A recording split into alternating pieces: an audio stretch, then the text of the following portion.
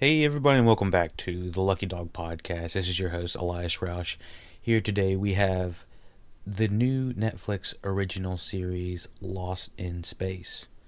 I actually believe this is based off of a book, uh, Lost in Space, No Place to Hide. Um, I think that might be the actual book's name, written with Iron Allen, I, Iron Irwin Allen, sorry, uh, and Shimon Winselberg. Oh my jeez. Sorry, these names I'm not getting these right. I apologize for that. Uh, this first episode is directed by Neil Marshall. Impact is the name of the episode, and so it fits appropriately with how the episode is um, presented. The pilot episode introduces the Robinson family, uh, specifically our main characters, obviously. So, I had some strong feelings about this show. Let's back up with the marketing.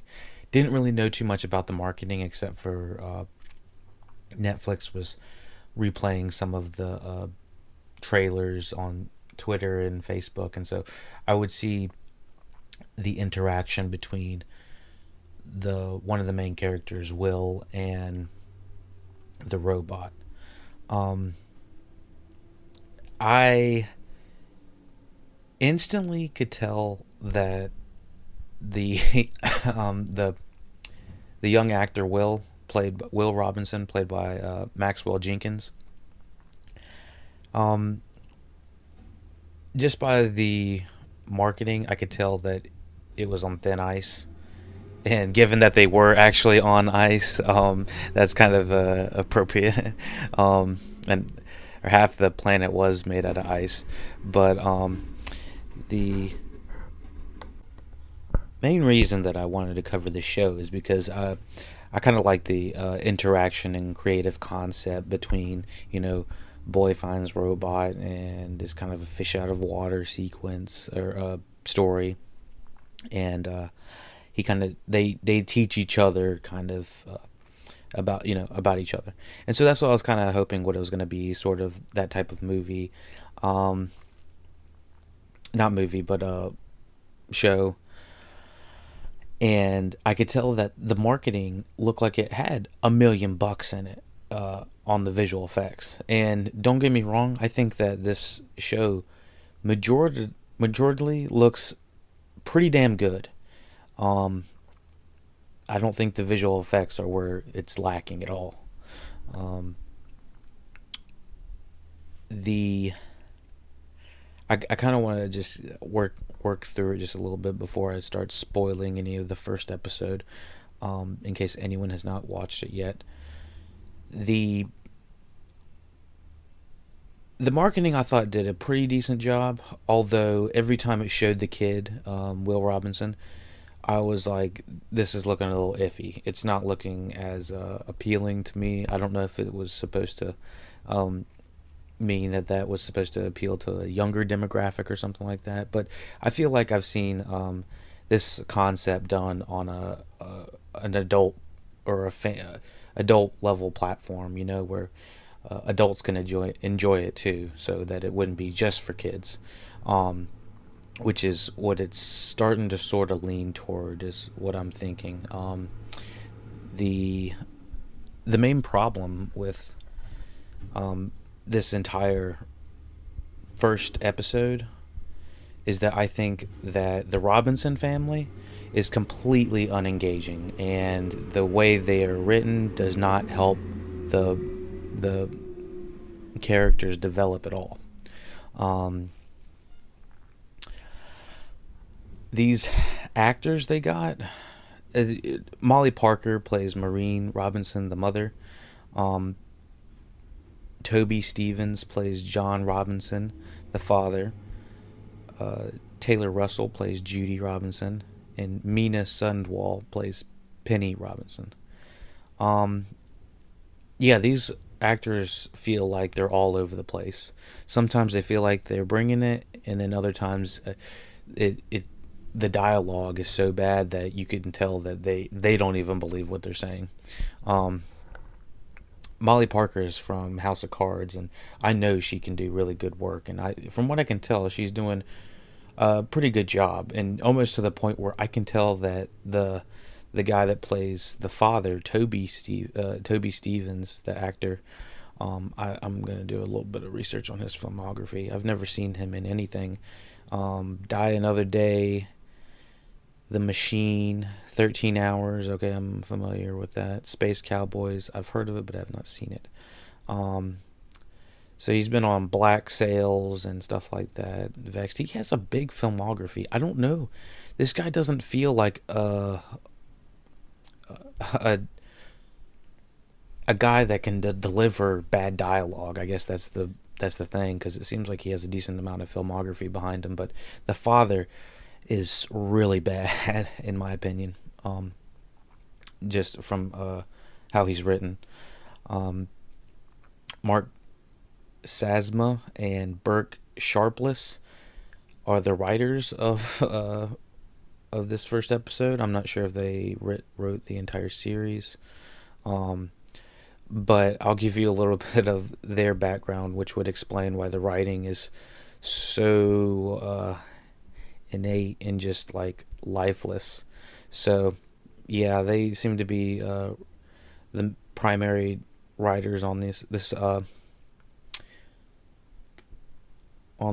So Matt Sasma and Burke Sharpless, these are the guys that have brought you the famous, the wonderful, the best, the top notch.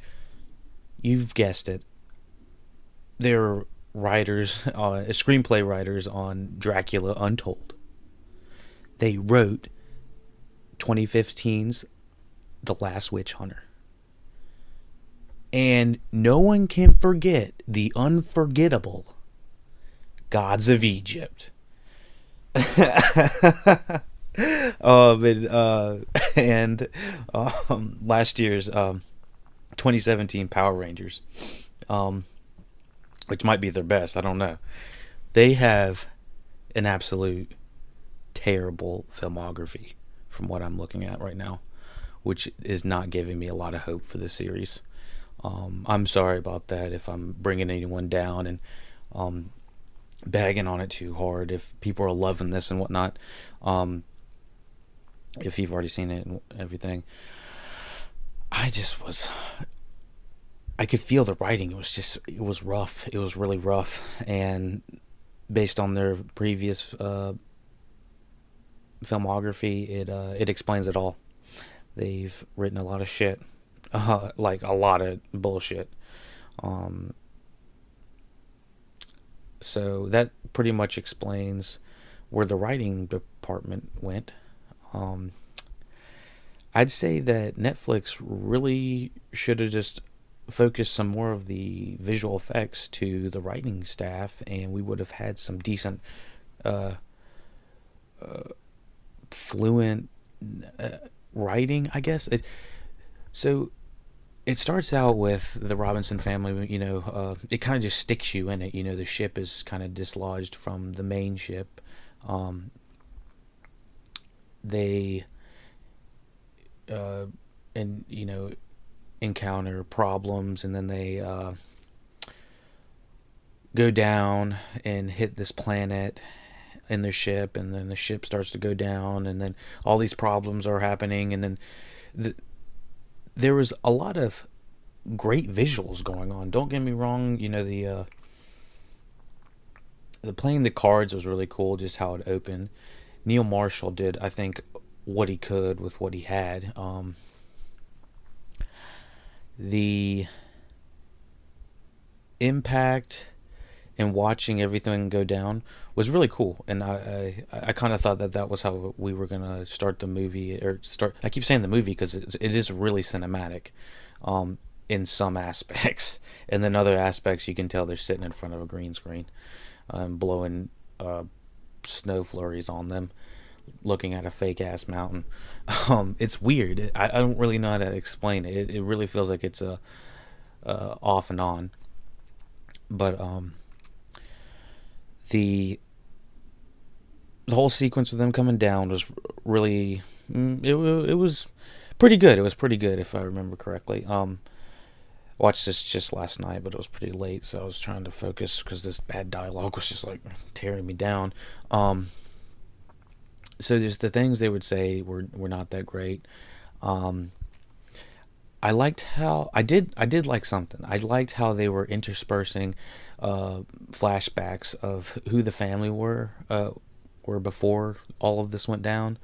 Um, Kind of shows a little bit how Will was ill prepared for this mission to be a colonizer or something like that, or might be taking Black Panther um, terminology, but uh, it gave like some insight, if that makes sense.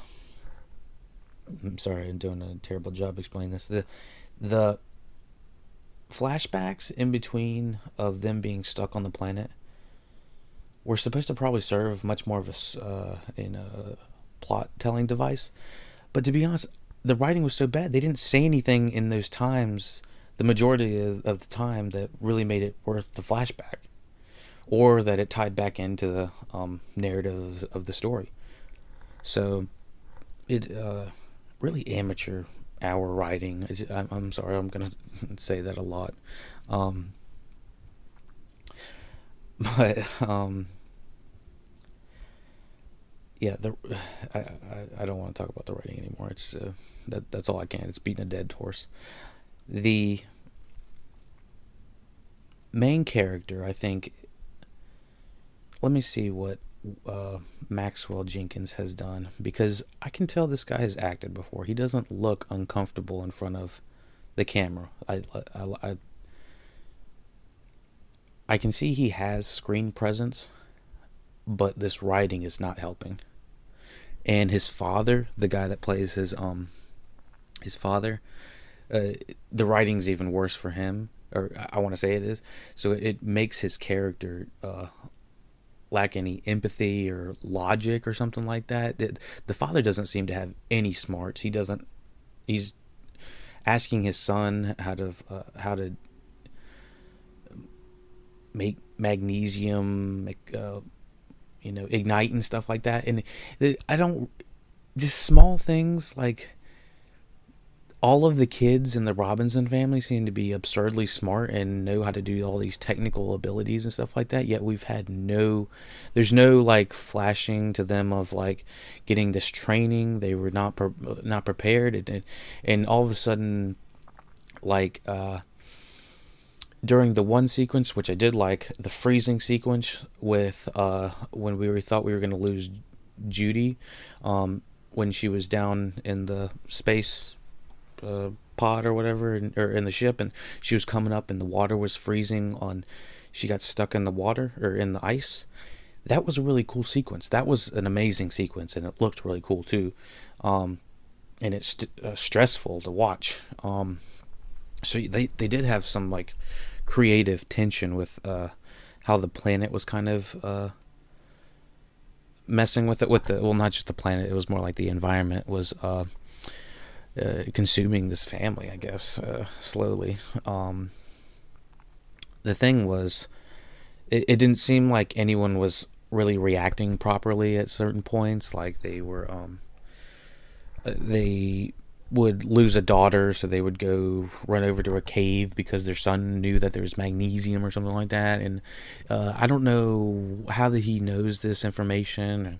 And you don't understand why the family believes it, that they should do this or something like that. And it not much is explained. Just like yada yada a hell of a lot. Just yeah, don't worry about it. No, this is what we need. This is what we need. Don't worry about how I know it. This is what we need. Um, and just lack of explanation was I don't know, a big thing on my part. Just for some, if you're gonna place us into something, we have to know just a little bit about their smarts. Just especially if he's a set, like I'm saying, he's a 7-year-old, 7 to 10-year-old, knows all this random scientific facts. It didn't register with me at all, especially with having the flashbacks into them being somewhat of a normal family before this whole colonizing deal thing went down.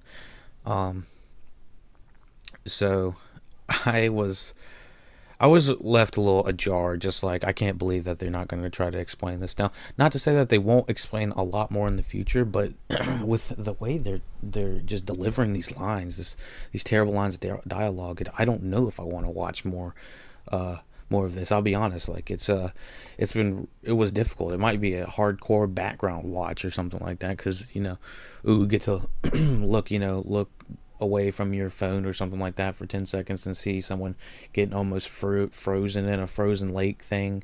Um, like that was cool. But if that's the coolest thing I can say about a show, and maybe the space, the space scenes later when they're departing from the mothership or something like that, and everything's going haywire. If those are the best things I can say about a show, that is not good. That's not a sign of a strong show at all. Um, that's I don't, especially a 10-hour show.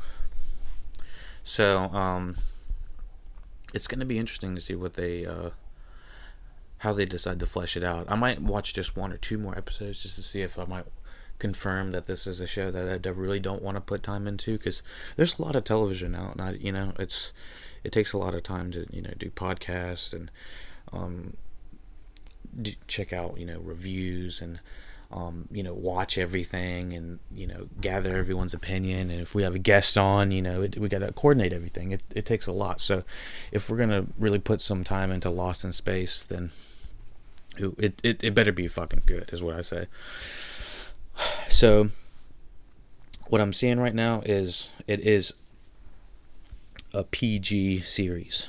So that might be where my disconnect is, that this might just be for a younger audience, and maybe we just don't need to check this one out. I really wished it was a little bit more appealing for a wider demographic. The robot, I'll go into a little bit of the robot, because honestly it took so damn long for the robot to become involved. I was like, where's my robot? And from what I was looking at the marketing, I was like, this guy's supposed to come up soon. I thought he was going to see the robot in the ice place, when we were in the Alps or wherever the fuck we are. So when Maxwell Jenkins, when Will loses his father John, when they're getting the magnesium, John, I don't know if that's how you would act as a father. Just both of your kids, just one's in the frozen lake and then one's in the just falling down another pit. It's like you're just gonna leave one for the other. I don't understand his thinking, and the way it was shot, it was kind of hard to tell where exactly Will was. I kind of got the idea that he was significantly far enough where his father wouldn't be able to get down to him and then back up. But how did he expect to get to his son at all? Like, it didn't really make any sense. And yeah, it just comes in my mind.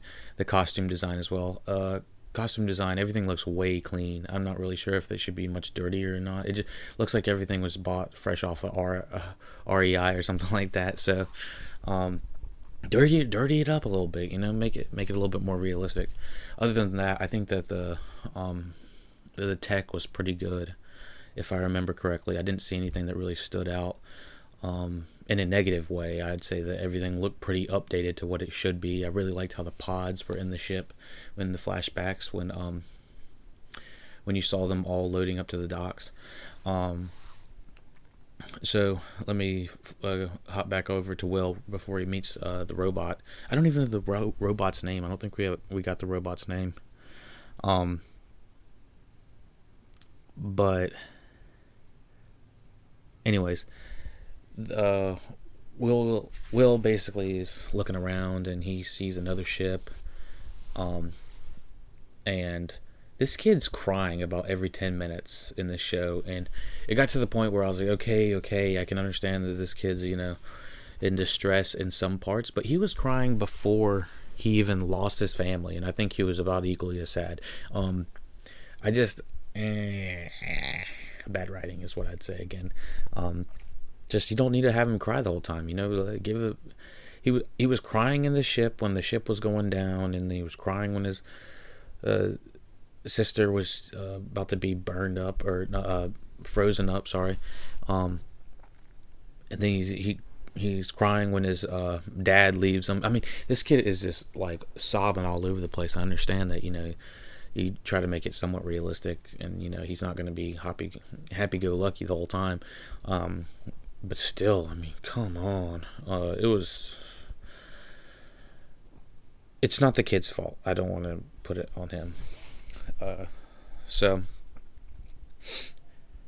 the creature has the legs following Will at one point, and that was actually pretty creepy. I was like, this is a decent scene, because it kind of reminds me of like a small version of Predator when they're in the woods and looking for the predator. So this thing was like going after Will, and it was kind of hard to tell exactly what he was doing. So Will climbs up a tree and essentially finds the robot.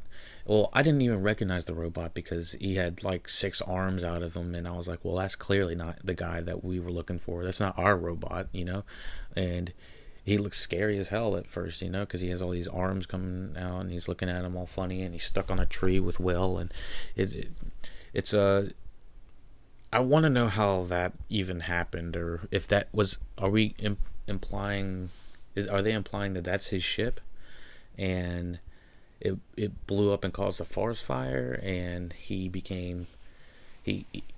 lost his legs at some point, but I don't know, it doesn't ring with me.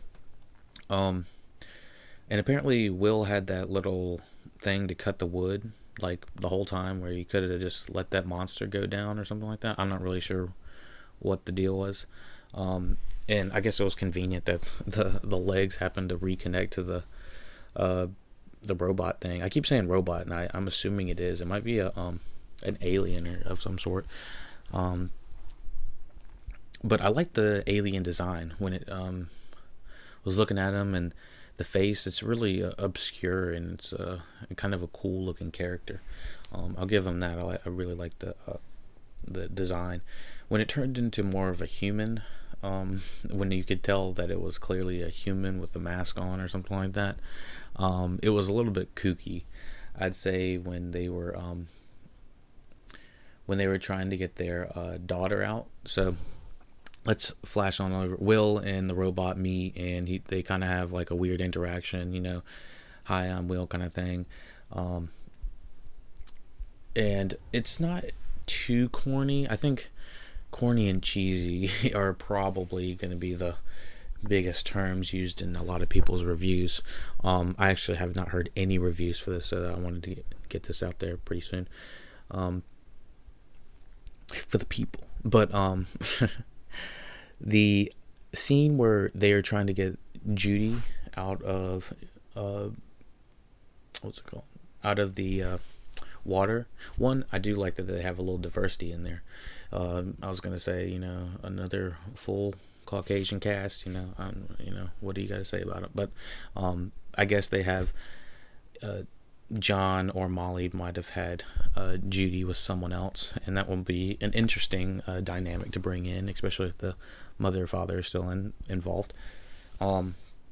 So Judy is stuck in the ice, and they're trying to they're doing a half-ass job trying to pick out this ice to get her out, and they could have been trying the entire time, like everyone was doing other stuff. I mean, they just kind of left Judy in there for, I don't know, 6 hours, I think they said.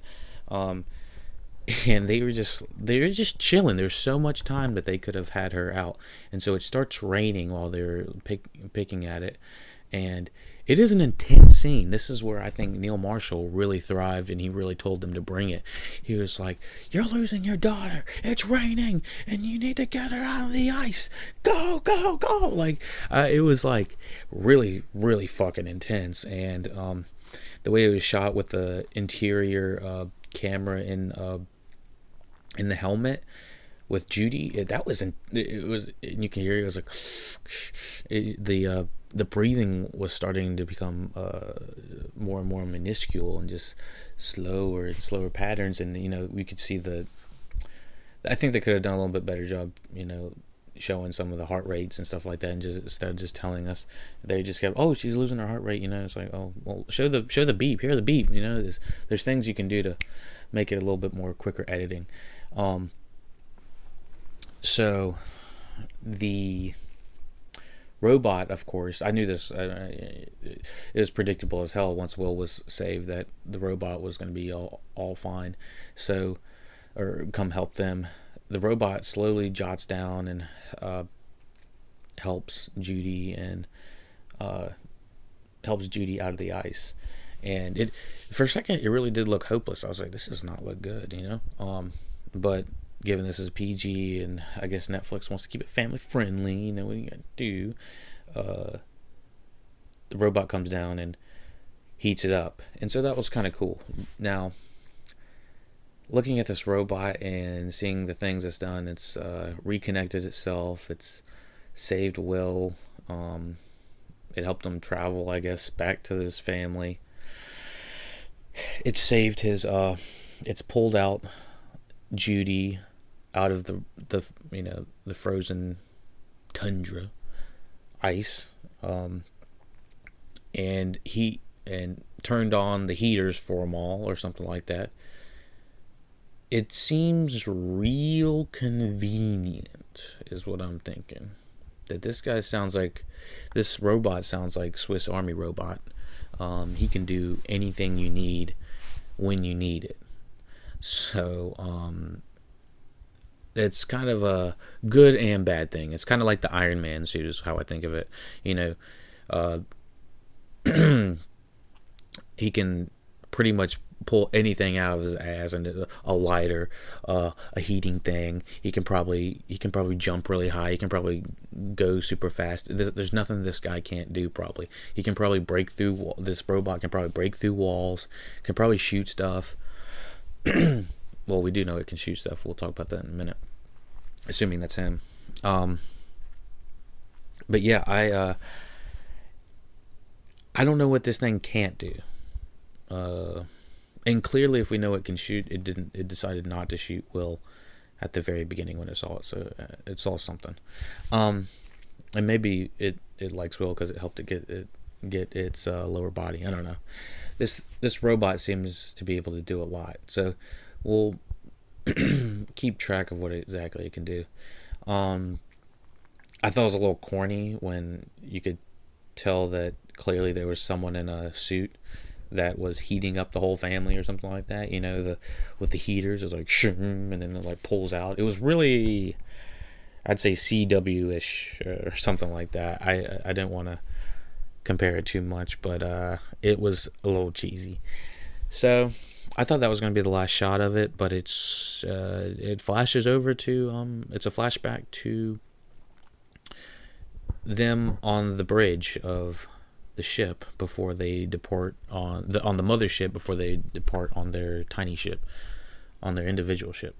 And so everyone's kind of freaking out. It seems like shit's going haywire again, and eventually it flashes over to what looks like our robot in full attack mode or whatever, with all four or three arms out or whatever, how many arms he had, and he's shooting people and killing and stuff like that, and it doesn't look good. If this is the same guy, this does not look good. This is the same robot. It kind of adds another dynamic to the family's safety. Like, are they really safe? And is this really his robot? And that type of thing. Also, we saw a lady take a man's jacket and pretend to be, I think, what was some sort of captain or corporal or something like that. I have no idea. Oh, and the corporal, and she goes and is trying to take an escape pod or an escape ship, and two other space cadets join. So we have more characters added to the mix. We did not get much time with them, so I can't say too much about them. Their names are Don West, played by Ignacio Sriracho, Sirachiro, I don't know, oh god, and Parka Posey, who plays June Harris. So Don West and June Harris are two new space cadets, and they are teamed up with another lady individual that I can't find her name at the moment. Maybe she'll pop up if I can find it. I don't know. But she's the lady that takes the jacket. Eventually is posing as a I don't know, captain or something like that. And so, yeah, she looks like she might not be up to a lot of good. She might have some bad things to say about the robot once she gets in its presence, because she's seen a lot of the stuff it can do, given that it's, assuming it's him. Anything else? Let me think. I don't remember anything too significant about the title sequence. I don't know if there even was a good title sequence. That's kind of disappointing. Or sometimes title sequences don't come until the second episode, so who knows. So yeah, it's all over the wall. It's literally shotgun style. They were like, we need to put everything in it, and I think the majority of the budget went to the effects. So yeah, take that as you will. I don't want to say don't watch it, because I only watched one episode, and it's really difficult to say don't watch something because you've only seen 1/10 of something. But I don't know if I can continue with 10 episodes of this, given that it's PG, and I'm not really sure that this writing is going to be able to withstand holding to some sort of narrative structure and mastery level.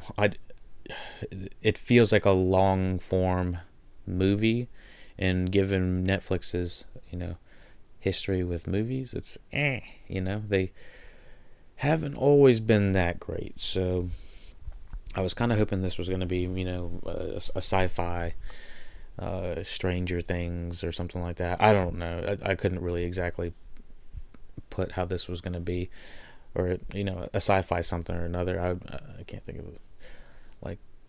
I don't know. But Big Hero 6 is something that comes to mind when it's like boy and robot, and I just think there's a lot more clever ways to do this, and it's more smartly written. I know that's not like landing on an alien planet or anything like that, but their interaction was really good. And so we didn't get much interaction with Will and this robot, but if they could capture that again and deliver between the two individuals, then that would be good. I could tell a few times that Will was kind of like looking at nothing, probably because it was a big special effect, or maybe a guy in a green mocap or something like that. I don't know, or just in a green suit or something like something. The thing is, it can be difficult to pretend that there's something there when it's really not. Even I saw Rampage the other day, and I could tell that Dwayne The Rock was sometimes, you could tell he was just looking at a screen, and he was doing his best. He really was.